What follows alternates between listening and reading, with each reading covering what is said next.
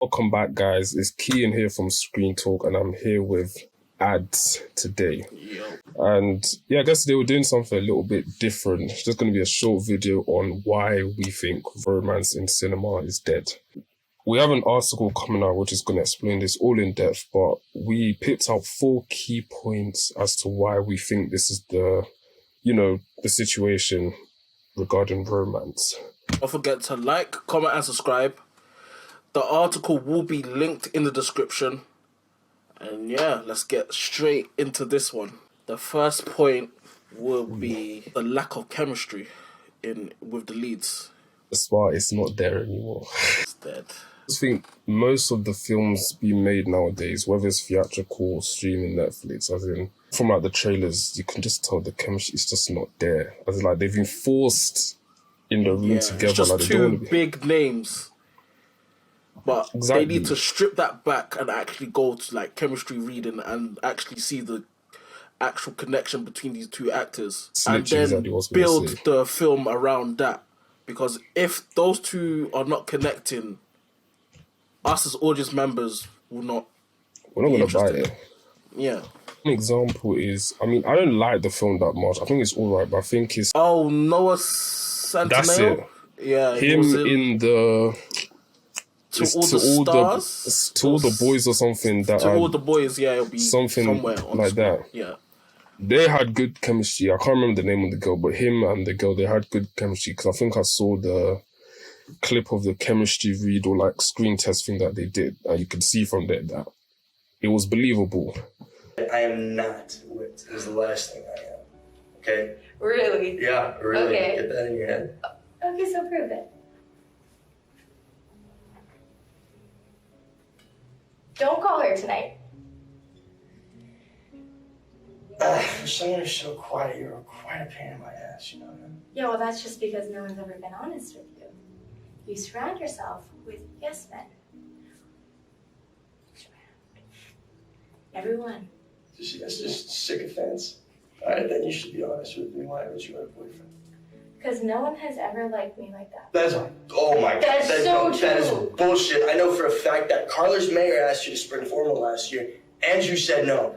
That is a fact. Carlos Mayer? Yeah, Carlos. He's cute Carlos. too. He's cute. No, he isn't, because he has tiny feet. His feet are lisping. Oh, well, that's sad for him. He's got a nice face. I know. Try again.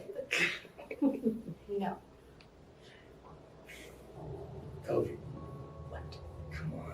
We literally just made this pact. No secrets. Fight Club. Our personal one. Come on, you remember that. Oh my God, come on, it's just... Okay. What am I supposed to tell? Okay, well, I guess love and dating is very fun to read about. I read a lot about love. And it's fun to write about, as you know, and 5 other guys know. And it's fun to think about in my mind. Well, when it's like a real thing, it's scary. Yeah. Why? Because the more people that you let into your life, the more people that could just walk out. So. But with most of these other films, it's just nothing there. I mean, what do you have to say? I mean, as in, if the genre of film is romantic comedy, as there's no romance between those, how are we meant to take it in? It doesn't really make sense. You might as well just put this into a whole different genre. Honestly, you can't have 2 random actors who clearly do not want to be next to each other trying to force a relationship. You can tell when it's forced. It's very easy to tell. Like we were just saying, the film that just came out now with what's his face, Jonah Hill, Eddie Murphy. And you people, that clip of them, they didn't kiss. You CGI. They should have just to make them kiss. Oh my days. Because that's what you signed up to do. It's not a matter of, well, they don't have to. No, if it's a romance, and I'm sure in the contract, wherever they spoke, that this is what's going to go down. And you agreed to that. You read the script, so you knew it was going to happen. So, I mean, maybe it's a producer kind of thing, but if I'm the producer and my star's like, you're not going to kiss them, I'm just going to you're going to get the boot, mate. I'm just going to get whoever else you're going to cast in your place, because you have to be able to sell it. Because the thing with like romance or kind of romantic comedies anyway, you've got to make it believable. Because a lot of these people go and watch these films for like escapism, you know, from their normal everyday lives. They just want to go and have fun. Who knows? Maybe even some people are struggling their romantic relationship in real life. They just need some kind of fantasy to, you know, give them some inspiration. And if you're not selling it, then what's the point? You have to do the heavy lifting. These two main characters have to do the heavy lifting in your film. And if there is no connection, no chemistry, no nothing, how are we meant to allow them to do the heavy lifting? Like, it doesn't make sense. Just bring back chemistry reads. Just bring it back. I don't even know if they do them anymore. I genuinely if they do or do not, just bring it back, because it's not working right now. Like, it's bringing Zendaya and Robert Pattinson. Yeah, something like that. Two big names. They probably have no connection to each other at all. We don't know. Yeah, this is just an assumption. Yeah. So if them two are doing a romantic comedy and they don't want to be next to each other, it's gonna show. It's gonna show. The comedy's not going to hit. If you had good writing, the writing of the script is not. It might do the heavy lifting, but then it's like, could save it, but are you really going to take that risk? Personally, I wouldn't. As an enthusiast of it, I'm not taking that risk. Personally, I wouldn't. Maybe I watch on streaming, but I wouldn't use my own hard money to go to the theatres and watch that. I wouldn't. And that goes into our second point, lack of profit. To be honest, I think this is more kind of like a studio kind of like thing. I don't think it's really the actors. I think it's more to do with the landscape of film in general nowadays, because of streaming. Obviously, COVID as well, so... COVID tax is real. That did mess up cinema, so... Because now they just want to make films that are going to make their money. They're like guaranteed. They want blockbusters. That's what they want. It's as simple as that. So there's not kind of room for, you know, kind of the odd experiments or kind of like films to like go and do it. But I think it still does work, because I watched a film with, what's her name? George Clooney and what's her face? Julia Roberts. I think it was called like Ticket to Paradise or something. And it was actually quite enjoyable because they actually had chemistry. But obviously they've done like rom-coms like back in the day, so I expected it. And I guess like money-wise, it still kind of did well. I think the budget was something like, I don't know. I'm sure it was like under 50 mil, but it made over like 100 million worldwide. So it's like, the profit is there. I think it's to do with marketing as well. I feel like that's another thing. There's ways you can market a good rom-com. Like, there's stuff you can do, either make it drop around Valentine's Day, or just somehow market the film different, depending on the plot of the film. I mean, we all know the general plots of most romantic comedies, but you can use social media to target that audience, because there's a huge market for people who enjoy romantic comedies.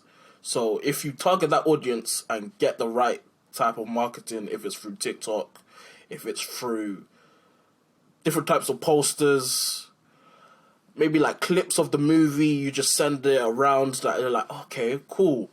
But it's all down to the studio, really. I mean, they try and like, I don't know, like blame blockbusters for like taking on the marketing. But I think what rom-com, they can learn from like horror films. I think horror films, regardless of if they're going on, one thing they know how to market, because we've had Scream, we just had Smile not too long ago. So they're quite, you know, creative with their marketing technique. Even though it's not really a horror, Megan had a great marketing campaign with that girl just showing up in all the biggest like sporting events, just doing her dance.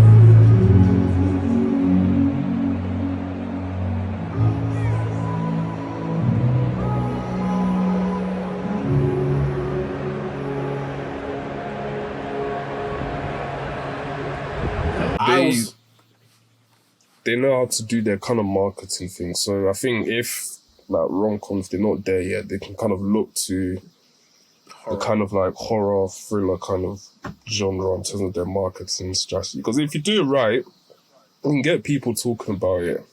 And I think obviously the A-listers kind of do help because everyone knows who they are. But as long as they have chemistry, like obviously George Clooney and Julia Roberts for that film, they had it. Yeah. So as long as they have chemistry, then you're calm. But again, if you don't, I guess, want to use kind of like the old gen or something, I don't know, look for amongst the new gens, see... Yeah, there's a couple new gen actors that I feel like they are good for romantic comedies. Yeah, amongst the young gen, I'm sure there are actors, actresses out there that put them in the room together chemistry-wise, then they can do something. Another point is just to go full camp. Just do it. A lot of the time, yeah, these new ones they're too... It's not necessarily a bad thing, but they're too kind of, what's it called? Just like... strategic, just a little bit. I feel like they're trying to use too much logic nowadays. That's literally it. Please, we're using this film to escape. Allow us to escape. If the guy is running through an airport to catch the woman... We don't even have those scenes anymore. We don't care. We don't care that, logically speaking, he's probably going to miss the flight. We don't care. Have those scenes anymore. Allow it to happen. Allow it to happen. You see, listen, Race Against Time, you know that he's running 50 miles. Logically speaking, he's 100% missing. We don't care. Of course, but that's the whole point. You need to go movie magic, man. Please, man. And even when we say, like, they don't need to have logic, they can still have logic. But I think a lot of these films now, they try... Everything needs to be kind of depressing. The love kind of just dies and he just goes on some, I don't know, some tangent, starts moving. Like, it's not every day that we need difference. Like, those are, like, classic... Like, if you think about all the classic kind of rom-com films, I can name them The Proposal, the one with Sandra Bullock and Ryan Reynolds, that one. I think they did something similar. Love, Rosie. There's loads. There's hundreds. Hundreds. Hundreds of good films good romantic comedies back in the day that if you try to use logic, there'll be a big plot hole. A lot of them have similar tropes as well, but it's done in a way that is still kind of enjoyable regardless, because it's done in different ways. They have the same tropes, whether it's enemies to lovers, whether it's best friends after God knows how many years, blah blah, even some stuff. You have your best friends one, some that even is 20 years, they have kids with somebody else, but they still like... It's not necessarily ridiculous, but obviously it's out of the box, but that's what we want to see. That's what we want to see. Stop ruining remakes. This is one that just irritates me. Please. It's in the article, is in there, but... In the article, linked in the description, go check that out. Reboots are not needed. Like, if you go... Listen, for rom-coms, let's not do it. Alone. Let's not do it. Blockbusters, all of that, if you want to do that... That's not the genre to do it. That's fine. For blockbusters, even though I don't agree, if you want to do it, calm. But rom-coms, you need to leave that alone. You need to leave... The one... let me not even say, because in the article, I just want you to go, but there's just been something recent, you don't need it.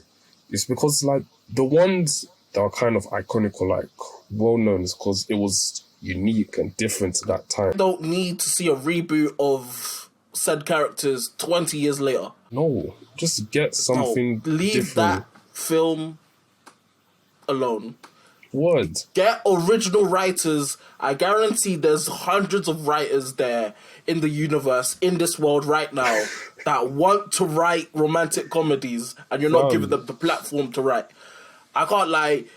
Amazon Prime, Netflix, there is a platform there. You guys need to take the right writers, allow them to express their thoughts and feelings onto the page, and make something magical. It's there, as in, we live in a time where there's like so much like going on. So as in, because I know back in the days, a lot of them, like, internet wasn't kind of like a big thing, or was kind of just like fresh or starting out. So I think with these remakes, kind of like using the same premise, but then just adding internet into it. And I think that kind of takes away from kind of like the originality of it, because the logic starts creeping in, because you're just like, oh, like in the original film, so and so had to run to so and so's house to kind of, I don't know, like, tell them how they feel. But now it's kind of like you have an iPhone, like you can just kind of phone. I mean, the connection can still be there, but as in there won't be kind of much of a dramatic effect when you get to kind of like your climax, because it's just like It's not hitting the same. yeah, it's just that's just exactly. like- it's not the same. It's just not it. It's just Because there's so many ways you can contact them. You can phone call, you can FaceTime, you can even email. We need the drama. Like there's you need to have elements of drama in romantic comedy. There's no point in saying, okay, they split up. Oh, let me text them. Why? Go run to their houses in the rain. Go through trials and tribulations. That's what we I need that. There's none of that anymore. Nobody wants to go out when it's raining. There's none of that Please. anymore. Can you see? Yeah. We're in a very dry spout for Romcoms. Can you see? No one even wants to run in the rain. No one wants to even stand up in front of their school or something, proclaim their love. love. No one wants to do that anymore. It's just all need phone. that. No one wants to do that anymore, man. That's all we need. So that's the full camp point. Like, go campy. They're supposed to be like campy. It's not supposed to be some kind of calculated Just tear on the edge of cringe, just a little bit. Just cringe. need Like, we don't. not but proper just- cringe, but just on that line. Just, you're know, like when you're watching it, you're like, yeah. yeah, Like kind of like a wins, but obviously we don't not Yeah. like full cringe. Like obviously we're not just like relax, but you please, know, yeah. make We just it need that edge. like tug a few heartstrings. That's what people are here for. And I We need think to get that way emotionally invested, please. that's literally it. And I think even with that point, it kind of just like wraps up all the points we said, like go full camp, like with chemistry. You know, if you kind of have emotion, heartstring, it just ties it and just makes it more authentic. Because a lot of the ones now, they're just very like artificial. It's like you watching just like Very generic. don't buy it. There's no build up, there's no suspense, there's no kind of moving chess pieces of, oh, what if he says something to so and so, he can misinterpret, da da da. It's just kind of all straight, and it's just like, okay, and it's not nice. But what I was saying is, it's not that there's been no good rom-com films in ages. There's been a few hitters but in the last like 10 years that yeah, so watched. since maybe like 2013, there was Love Rosie came out in 2014, so that was one. I think Crazy Rich Asians, that was really good actually. And I think they're doing a sequel for that. Crazy Rich Asians, the ones with To All the Boys Who Are Loved on Netflix. that got a trilogy, so there is a market. Another one, what's her name? Sandra Bullock did. I think she did it with Channing Tatum. I think that was maybe 2 years ago. Something like The Lost City or something like that. I think Daniel Radcliffe was in it as well. So there's been like a few dotted. But as in, if you go maybe from like 2012 to like 2000, that first saw that there's, even in 2000 alone, there was, I don't even know where to start. There was, what's it called? She's All That with Freddie Prinze Jr. and what's her face? It's Rachel something. Rachel Lee Cook, that's it. All there's just so many. As in from that It was a golden age. It was a golden age. Like Yeah. like if you was to break it down, you'd realize that age was, you could have seen what, maybe like I'm sure there's probably over. within like 5 years, you Even from would like have seen, 2000 to 2005. Let me even make you would it. have seen like 20 plus rom-coms. That And were they're actually all like, hitters. yeah. Back in the. But then from like 2013 to like now, it's just kind of like, you have to kind of like really think. Yeah, scarce. You have to like really think to think which one was actually kind of good.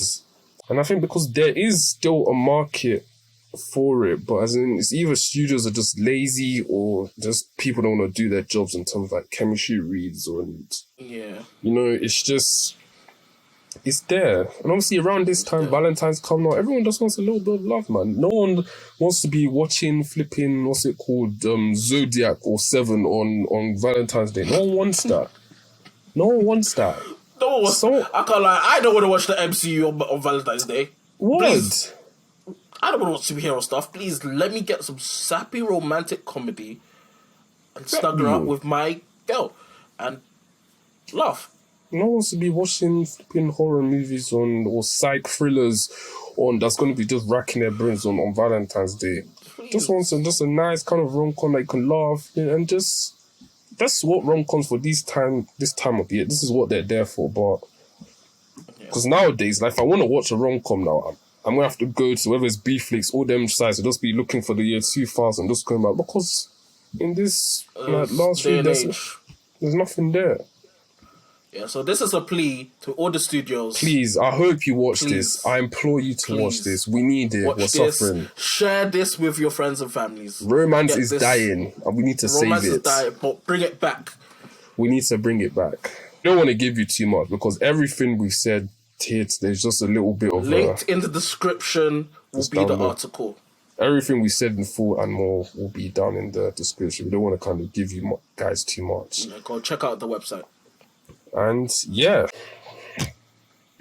that's been it. Yeah, we'll leave it there. Follow us on all our socials. Twitter mainly, which is where we are. At Insta, at ScreenTalk, TikTok. What else? Oh yeah, subscribe to our YouTube as well. And obviously comment, interact. We want to hear your thoughts. If you think romance is dying, put it down in the comments. Tell us. If romance is dying, we're going to reply. We'll be there. We will. We'll be there. But yeah, don't forget to like, comment, subscribe. Check out our website. Check out our socials. And yeah, keep screen talking. And we're out. Yes, sir. Peace.